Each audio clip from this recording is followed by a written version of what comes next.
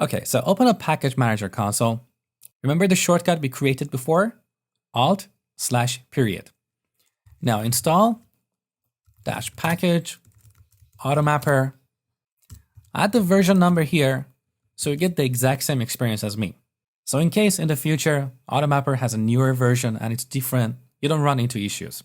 So the version I'm using is 4.1.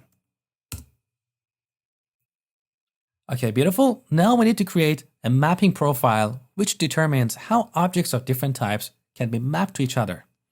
So in Solution Explorer, in app_start, add a new class. Call it mapping profile. We derive this class from profile, which is defined in AutoMapper namespace. Here we add a constructor and use mapper.createMap method to create a mapping configuration between two types. Now this is a generic method that takes two parameters, source and target. So I want to be able to map a customer to a customer DTO. I'm going to duplicate this. I also want to be able to map a customer DTO to a customer. When we call this createMap method, AutoMapper uses reflection to scan these types. It finds their properties and maps them based on their name. So this is why we call AutoMapper a convention-based mapping tool, because it uses property names as the convention to map objects. So here's our mapping profile. Now we need to load this when the application started. So in Solution Explorer, open up global.asx.c#. Here we use the mapper class defined in AutoMapper. Dot initialize. Here we need to pass an action. Now, whenever you see an action, you can pass a Lambda expression. If this doesn't make sense to you, check out my C# Advanced course on Udemy.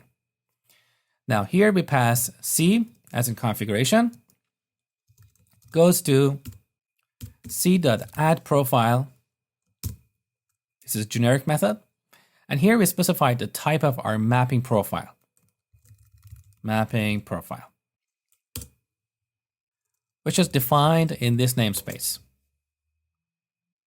Okay, so this was the setup code. Now back in the controller, in getCustomers method, first I'm going to change the return type to IEnumerable of customer DTO, defined in vidly.dto's namespace.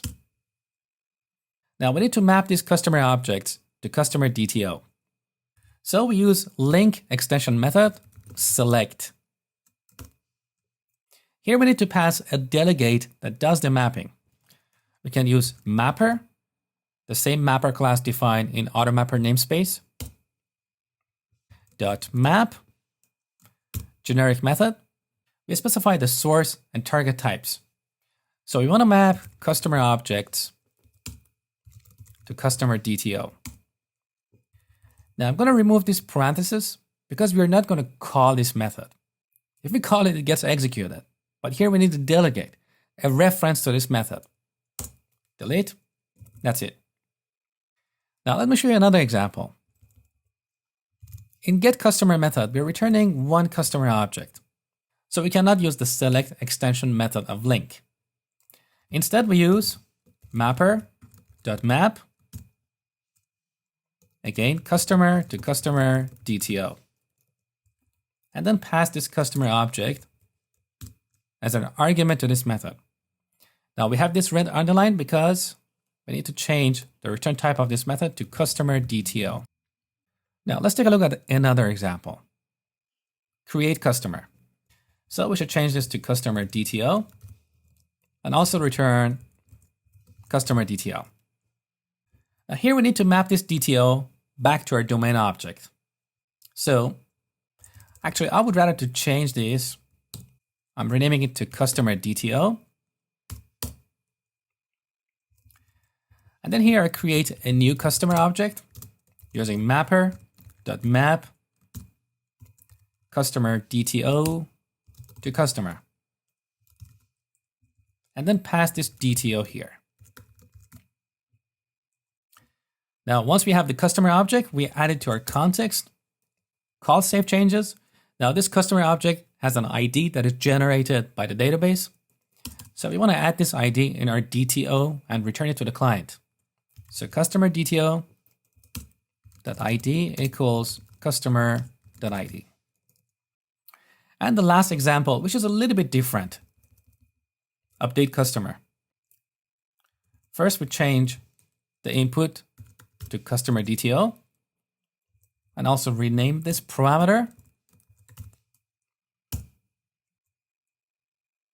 Now here, I'm going to use mapper.map. We want to map a customer DTO to a customer. But this time I'm going to pass two arguments to this method.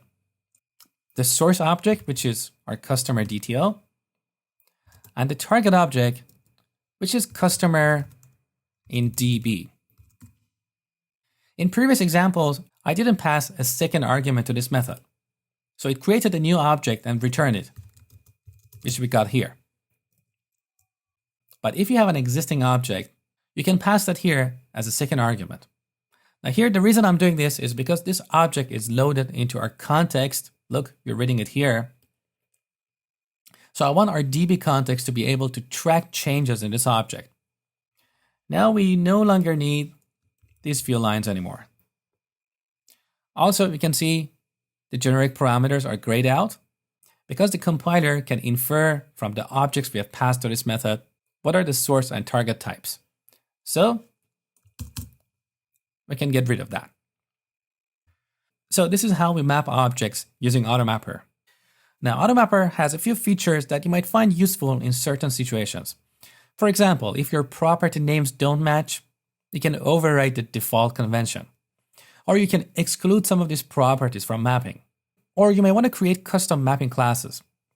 To learn more about these features, you need to look at the AutoMapper documentation because that's really beyond the scope of this course. Next, I'm going to talk about camel notation.